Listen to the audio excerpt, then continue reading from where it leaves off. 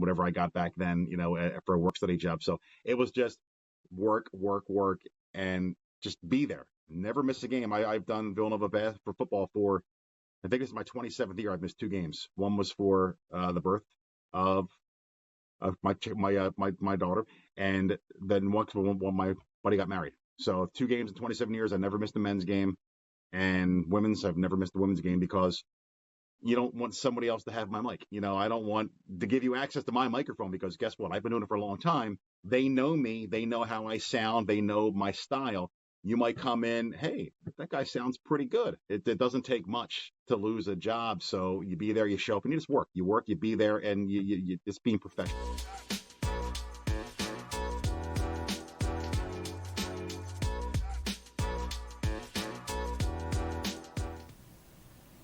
He is the public address announcer for Villanova basketball and football, and he's the public address announcer for the Big 3. We have the pleasure in welcoming Jim Bachman onto Hoopsology. Welcome, Jim. Thank you, Justin. How are you tonight? Doing pretty well. Thanks for joining us. Absolutely. Before we jump into your career, we love talking to public address announcers all over basketball, so it's a pleasure to have you on. And I know Alan will speak on this because we worked together a long time ago. We always talked about the Big 3, so we have tons of questions for you about that as well as Villanova basketball. But before we take it there, we have a bit of a tradition on our show. So take it anywhere you want at this question. What is your first or favorite basketball memory? Back when I played ball growing up, I grew up in Northeast Philly, and CYO basketball in the city is pretty hardcore, especially you go back in the 80s and 90s.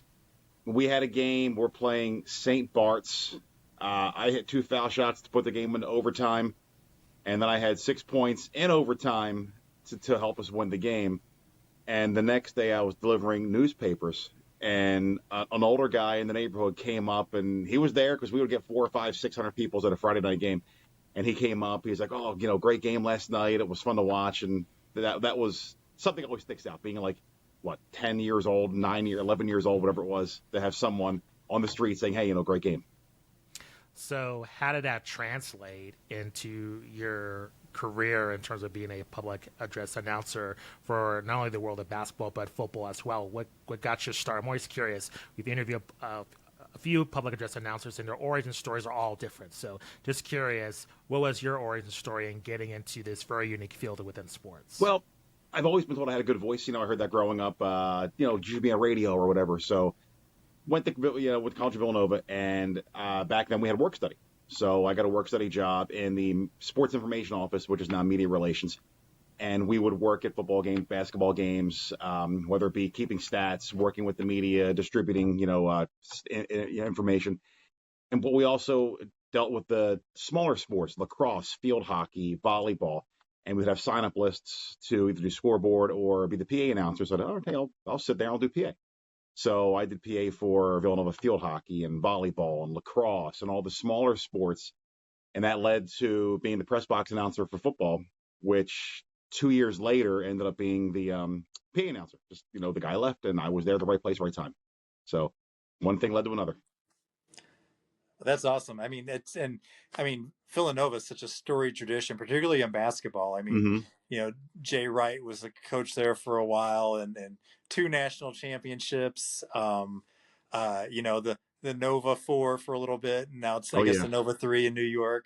What was it like kind of just what's one of your best memories from that run with those Jay Wright and then those 4 future NBA stars? My first year was 2011, and we were pretty down that year. So the year was over, and I'm thinking, oh, my God, I'm the new guy. They had a bad year. They're going to want to make a change. But no, we got through that year, and the next year was 2012. That was Ryan Arcidiacono's freshman year. We had a game at the Wells Fargo Center. We're playing Syracuse, and Syracuse was a top 5 team. They were either 2 or 5 at the time. I don't remember. This guy moved Talyaru, got a rebound, kicked it out to Arch. Arch hit a last-second 3 to give us the win. That was at the Wells Fargo Center. 2 or 3 days later, we played Louisville. They were also a top 5 team. We beat them at the Wells Fargo Center. So with the Arcidiacono class of Chris Jenkins, Josh Hart, that was their freshman year. and we knocked off 2 top 5 teams in a span of like 3 or 4 days at the Wells Fargo in not a sold out arena, but still a pretty packed house. So that was a vivid memory that always sticks with me. So, what is your philosophy? And I always love asking this question of announcing opposing teams. Do you add a more of a like somber mood to it in terms of favoring the home team? What's your philosophy on that? Oh, well, at a basketball game, I'll mumble. I'll mumble whoever, Justin Goodwin. That's all you're going to get. You can make a dynamic play. It's going to, hey, Justin Goodwin. That's all you're going to get. If it's a flat out superstar, it might be a little more. The name comes up, Paige Beckers. I do the women's at Villanova too. And when you get a Paige Beckers, you might say her name a little more because, hey, she's a superstar and people are there to see her. So it depends on who we're playing, but you're not gonna get a big yell and a scream if you're an opposing person in our field house. Yeah, that's awesome. I love that you kind of just downplay. Yeah. So a little backstory: my son won a tennis match last night, and it got announced on his school this morning, and they called him Cameron Menslar. That's not our last name, Munsler. Yep. It's Munsler. And so now all his teachers are joking with him, calling him Menslar. So what is your process from not making that mistake when you've got so many different names? It's hard. Seton Hall had a guy a couple of years ago, Sandro Mamukelashvili. And I don't know if you follow the Big East, but he was a heck of a player. He played, he had, I don't know if he's still in the NBA, but he had a little NBA career. And he was at Villanova every year, and I could say that I'm saying Sandro Mamukelashvili. I could say it off, no problem. Going over with the SID before the game, no issues. That mic cracked. It was Sandro Makashkali, Mamushkali, and it finally got to his senior year. I'm like, hey, it was COVID where nobody was in the arena. I could say Sandro Mamukelashvili. So that's a name that's always going to stick with me. It's like, it took me 4 years to get this guy's name down because it was a good one. It was a fun one. Have you had any players come up to you in terms, like opposing players in particularly, come up to you in terms of how you pronounce their name by any chance? Or even the home team in terms of they have a preference in terms of maybe how you pronounce them? It's different dynamic, especially because they're in college, not pro. So just curious if you've if there's any kind of an issue, I'll go up to the guy. We had this guy transfer from Miami last year, Wooga Poplar. When I was originally going down the list, somebody said it was Wooga. And okay, so I said it in a game, Wooga Poplar, and there was a little blurb in Philly.com here in Philly, and it said, hey, this guy can score. The PA guy's got to learn how to say his name. So it's like I went to the guy. I'm like, hey, how do I pronounce your name? He's like, it's Wooga. I'm like, all right, somebody told me Wooga. So now if I'm not sure, I'll go to the guy. We had a few European players in the Big Three a couple of years ago, and I would actually go out there and say, hey, how do I pronounce your name? There was Dusan Bullet. I don't know if he was a big European 3-on-3 player. And it was Balut. That's how I heard all these different pronunciations when I went on YouTube. So I actually said, hey, how do I say your name? He's like, say it however you want. And I said, how do you say your name? He's like, Bullet. Good. That's what works for me. Nice. I can't even imagine. I think I get people's names wrong all at times. So it's just got to be a lot of pressure. But I guess you got to take it with a laugh, right? Like, okay, Absolutely. And we have a football game coming up this Saturday, and a football roster, you're talking 94, 95 players long, and you get to the offensive linemen. Some of these guys have a lot of vowels and a lot of, in their names. So it's, one of these guys, a name I can't pronounce, is going to recover a fumble. So I always find the pronunciation guide. I have that right in front of me for both sides because you never know. So I always have that in front of me. A pronunciation guide is my best friend, when you're prepping for a football or basketball game. So I want to shift towards the Big Three. As I stated earlier, Al and I have had a big interest in this league since its inception. So curious, your origin story of becoming the public address announcer of the Big Three and how it's unique compared to your other public address announcing jobs. Well, this goes for anybody really wanting to get in this business. Is really like right place, right time. So year one was 2017, I think, or was it 2017 was year one of the Big Three, and week 4 was in Philly. So we were on vacation. I got an email from the SID at Villanova said, hey, there's this thing coming to the Wells Fargo Center. They want to know if the Villanova crew can do the game. So I would do PA. This guy Mike would do the book. Gary would do the clock. I said, sure. I'll go down. I'll work a game. It's a paycheck. I knew Allen Iverson was going to be there and a bunch of NBA guys. I'm like, this will be a blast. So it was on a Sunday evening.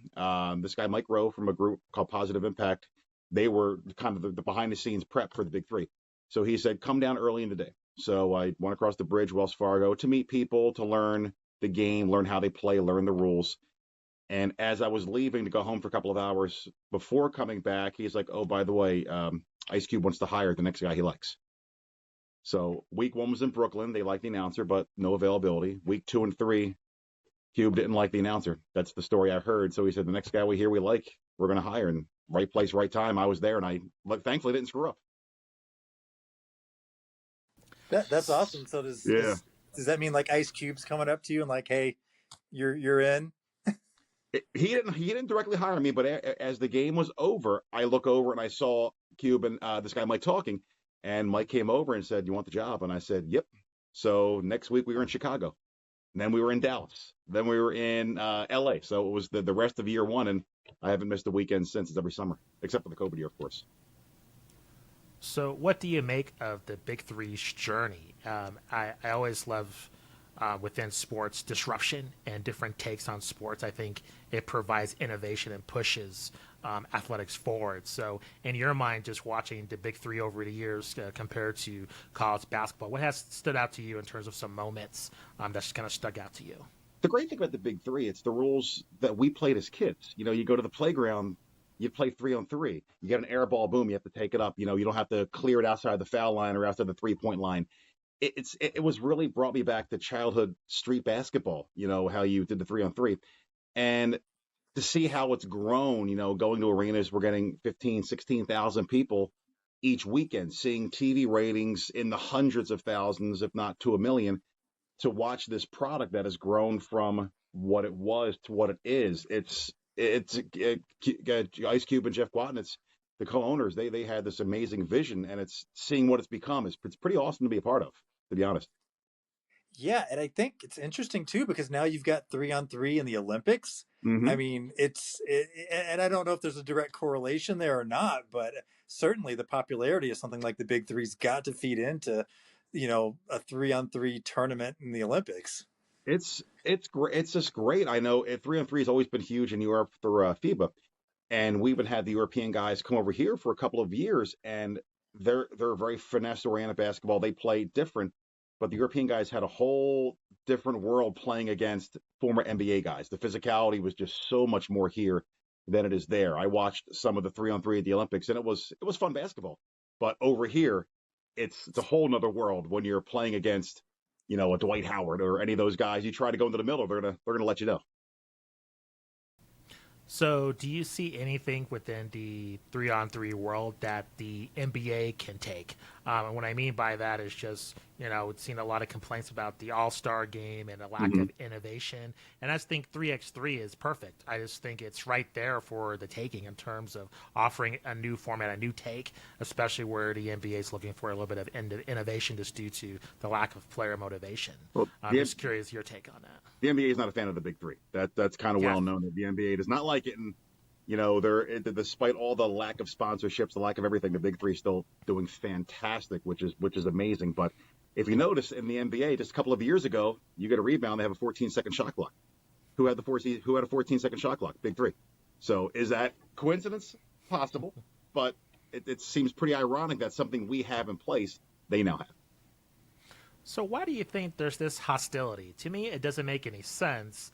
And I think it's obvious to have direct correlation between the two leagues. I think it's an obvious partnership. Why do you think the NBA is so hostile towards the Big Three?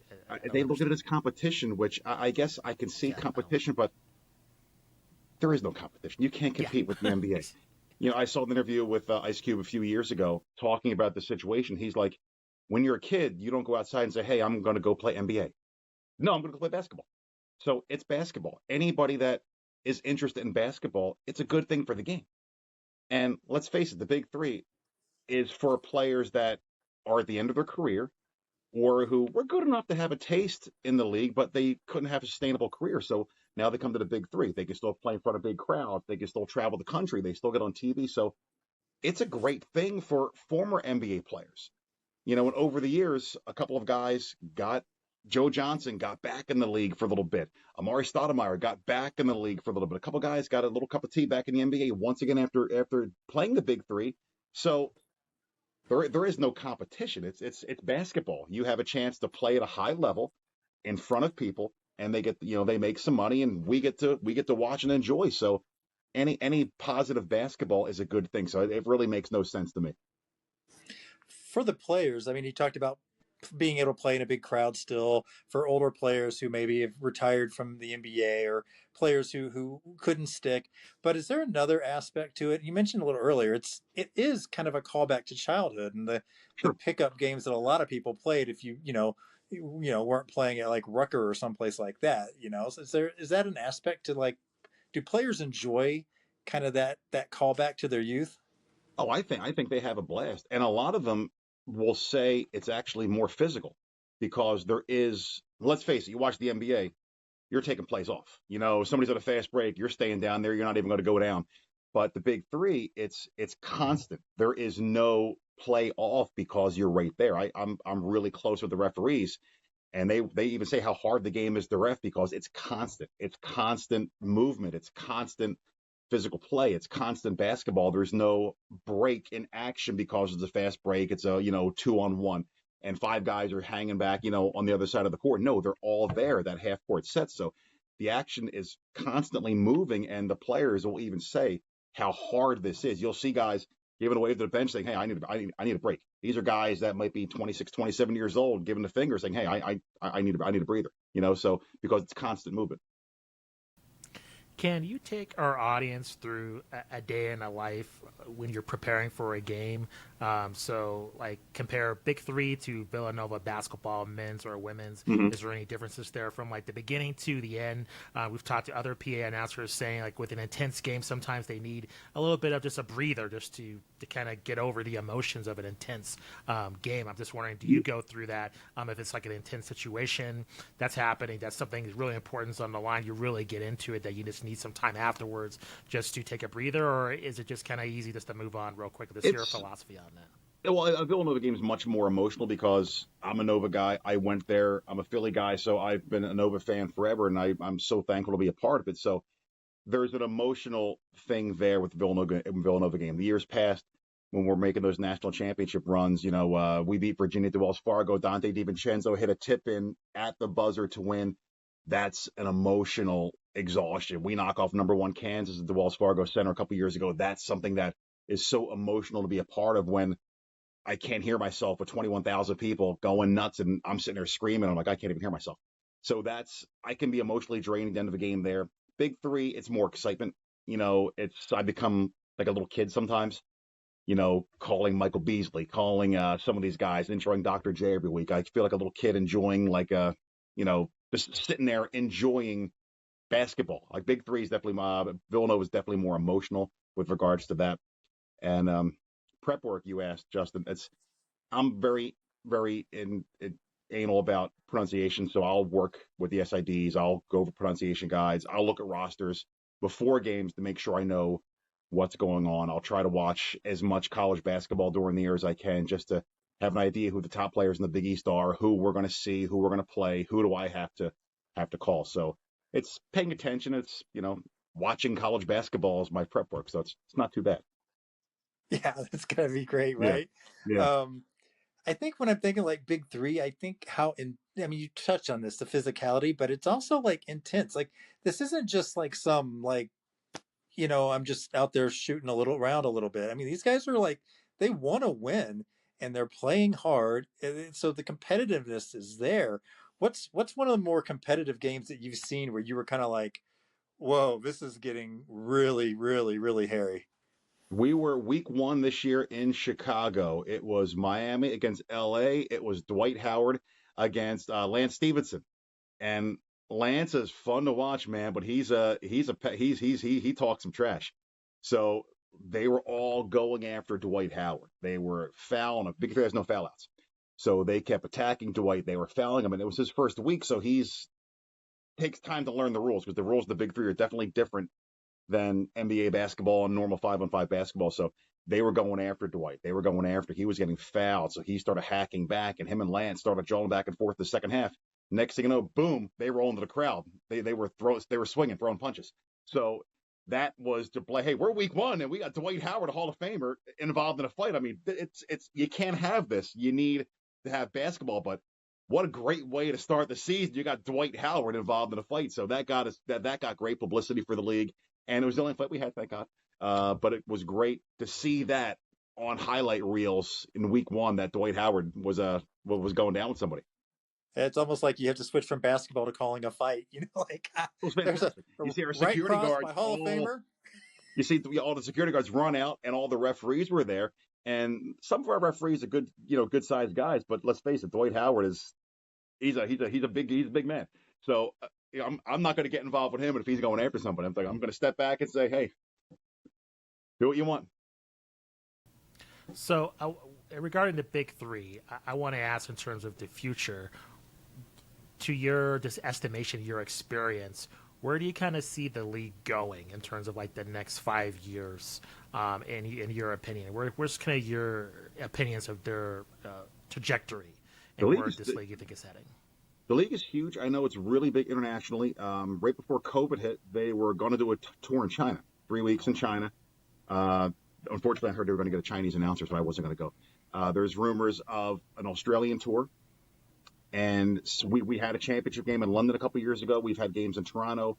We've had games in the Bahamas. So the international aspect is huge. For me personally, I got a trip to London to call basketball games. I got to go to the Bahamas to call a basketball game. So I would love to see more of that. I know it's an expensive thing to take this whole, traveling circus on the road. But it's got to draw everywhere. We had 12,000 people at the O2 Arena in London watching watching all these former American players. So it's got a big draw worldwide. That's awesome. London's great. So I highly recommend anybody who can to go to London.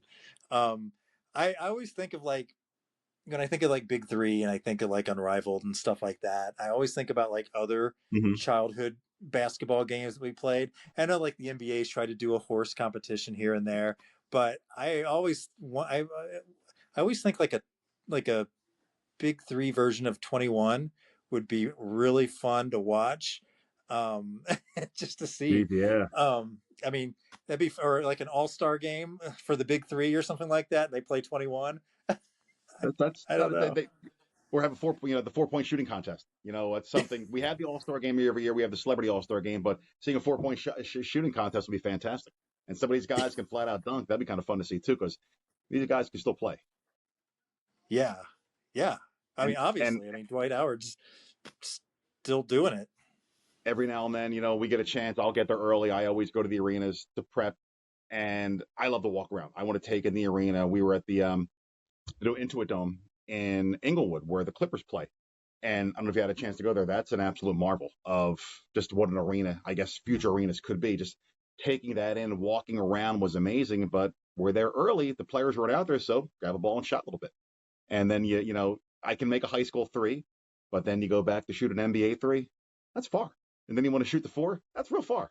So it's pretty amazing. Those guys, can do it with such consistency that it's me. I'm doing a full wind up trying to reach the basket from the 4-point from the 4-point circle. What is your opinion of the future of in-arena entertainment? You mentioned the Inuit Dome. There's so much technology, and I'm wondering, everybody's talking about artificial intelligence. I've asked some other public announcers. They've had some different takes on this. Have you seen any implementation of AI in terms of what you do? And 2, do you see that as a possibility in terms of introducing a totally technological element that's not really, necessary in terms of the sports experience? I mean, sports is reliant on humans, in my opinion, that human experience. And when you're introducing something that's not that, I think your audience might have some things to say about that. So I'm just curious, have you seen some implementations of technology in terms of what you do? And is there anything in terms of artificial intelligence that you're seeing on the horizon in terms of public address announcing? That's hard to say. AI could be scary sometimes in what we do. I don't think it's anywhere near there yet, but AI can, there was radio stations that got caught using AI DJs, and nobody really knew the difference until somebody found out, and, the station got in big trouble. I know, but speaking of the Intuit Dome, the technology they had there, we have Bring the Fire. So if a defensive team gets called for a foul, they want to challenge it, you bring the fire, and they play one-on-one either for the point or to knock the point off. And in the Intuit Dome, every chair in the arena has lights on the handles. So the coach comes over, hits the Bring the Fire button, and every seat in the Intuit Dome glowed red. And you saw, like, we'll have fire graphics all around the arena, but you see every seat glowed red. It was pretty awesome to kind of look around and see what an arena can look like, what the fan interaction can look like, to see what the arena can do to help, like, to add to what the game experience is. And it was an arena like that was pretty cool. I haven't seen any other arenas like that. I know Little Caesars in Detroit is a great arena. Fiserv's a great arena, but everyone is kind of in that 20-year, Wells Fargo Center, Staples, Crypto.com, whatever it's called now. They're all United Center Chicago. They're all like the same cookie cutter arena from the mid 90s. So you get a taste to see what modern technology can be. And I'm sure it's going to be like that, moving forward. AI though, it's hard to say, but I'm sure they can figure something out. I'm sure. Yeah, I personally, I think it'd be to the detriment of the game, but that's my own personal thing. Sure. I think, because I think the human interaction is just so so important, and I think it there's, I mean, who knows, 20, 30 years from now they can do it, but I